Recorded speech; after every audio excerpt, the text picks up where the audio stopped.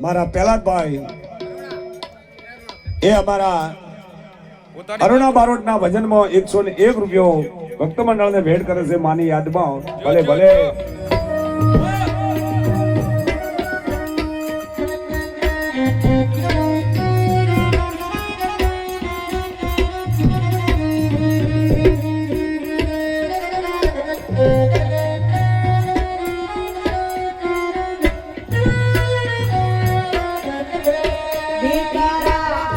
Oh